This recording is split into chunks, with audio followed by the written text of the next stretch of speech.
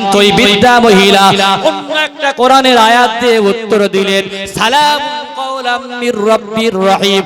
একই মানে একই সব কিছু, কিন্তু কোরআনের অন্য একটা আয়াত। এই আয়াত দিয়ে আব্দুল্লাহ ইবনে মুবারাককে উত্তর দিলেন। হযরত আব্দুল্লাহ ইবনে মুবারাক ওই মহিলার কাছে গিয়ে বললেন, মা আপনি এখানে বসে আছেন কেন?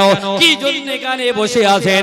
সবাই যে যার মতো চলে যায়, যে যার মতো বাড়ির দিকে রওনা দিয়েছে, আপনি সারা দিন এখানে বসে আছেন, ব্যাপারটা কি?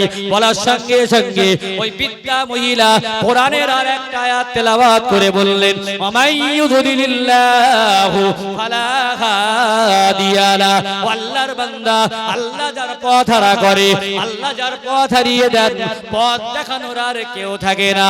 এই কোরআনের আয়াত দিয়ে তিনি বলতে চাইলেন, আমি রাস্তা হারিয়ে ফেলেছি, আমি পথ হারিয়ে ফেলেছি, আমি পথ গুলিয়ে ফেলেছি, এই জন্য এই জায়গায় বসে আছি। হযরত আব্দুল্লাহ ইবনে মুবারাক চিন্তা করলেন, এই মেয়েটা যে কথা বলে কোরআন দিয়ে উত্তর দেয়, বাংলা বলে না, ইংরেজি বলে না, ফারসি বলে না, উর্দু বলে না, আরবি অন্য ভাষা বলে না, যে কথা বলছে কোরআন দিয়ে বলছে। আমি এত বড় একজন আলেম, আমার সামনে কোরআন দিয়ে কথা বলছে, এবার এমন একটা প্রশ্ন করব, এই মহিলা যেন কোরআন দিয়ে উত্তর না দিতে পারে। এবার মুস্কি মুস্কি হাসছে আব্দুল্লাহ ইবনে মুবারাক। ভাবলেন মহিলাটা উত্তর দিতে পারবে না। জিজ্ঞাসা করেন, বুড়িমা আপনি কোথা থেকে হজ থেকে এসেছিলেন? ভাবলেন যে এই কথাটা কোরআন দিয়ে বলতে পারবে না। যেই জিজ্ঞাসা করেছে, ওই বৃদ্ধা মহিলা কোরআনের আরেকটা আয়াত তেলাওয়াত করে বললেন, সুবহানাল্লাযী আসরা বিআবদিহি লাইলাম মিনাল মাসজিদিল হারামি ইলাল মাসজিদিল আকসা। আমি এসেছিলাম মসজিদুল আকসা থেকে, আমি এসেছিলাম মসজিদুল আকসা থেকে মসজিদুল হারামে। আমার হজের কাজ শেষ হয়ে গেছে, আবার মসজিদুল আকসায় আমি যাব। এই কথাটা কোরআন দিয়ে বলে দিলেন। হযরত আব্দুল্লাহ ইবনে মুবারাক দেখলেন যে এই মহিলার কাছে পারা যাবে না, পারা যাবে না। দুনিয়ার মহিলাদের মতো গানের হাফেজ, গালির হাফেজ না, এই মহিলাটা হলো আল্লাহর কোরআনের হাফেজ। জোরে বলেন, বলেন কোরআন দিয়ে মনে করলে আমি আমিনুল কথা বলতে পারবো? একটা ভারতবর্ষে একজনকে পাবেন না যে প্রত্যেক কথাটা কোরআন দিয়ে বলতে পারে। অনেক জ্ঞানের দরকার। মহিলাটা যে কথা বলে, কি দিয়ে বলে বাবা? শুনছেন আমার কথা? কোরআন দিয়ে কথা বলে। কি দিয়ে? যা বলে কোরআন দিয়ে। আমাদের বাড়ির মা বোনেরা কিসের হাফেজ? গানের হাফেজ। গান বলতে বলে ক দিয়ে বলবো না খ দিয়ে, এ থেকে জেড পর্যন্ত প্রত্যেক অক্ষরে 2-10টা করে গান মুখস্থ করেছে। আবার বলছে নেচে নেচে বলবো না এমনি বলবো।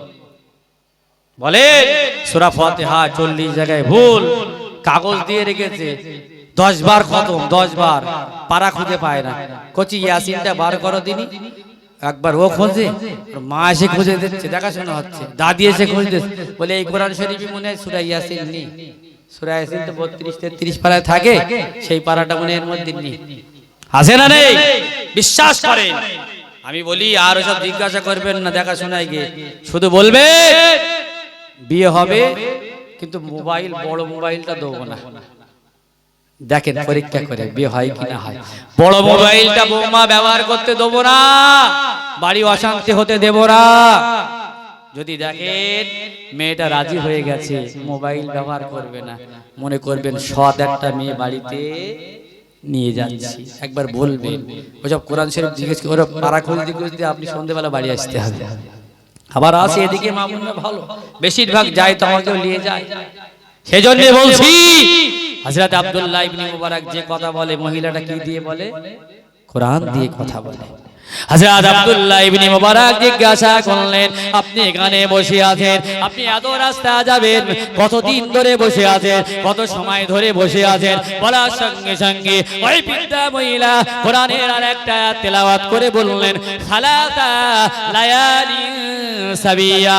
আমি এখানে বসে আছি, 1 রাত নয়, 2 রাত নয়, 3 রাত ধরে আমি এখানে বসে আছি। এই কথাটাও তিনি কোরআন দিয়ে বললেন। হযরত আব্দুল্লাহ ইবনে মোবারক বললেন 3 দিন বসে থাকলে তার খাওয়া লাগে, তার পানি লাগে।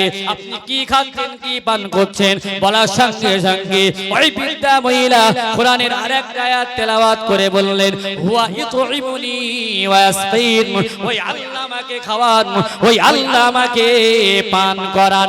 কোনো কথাই তিনি ফেল করাতে পারছেন না।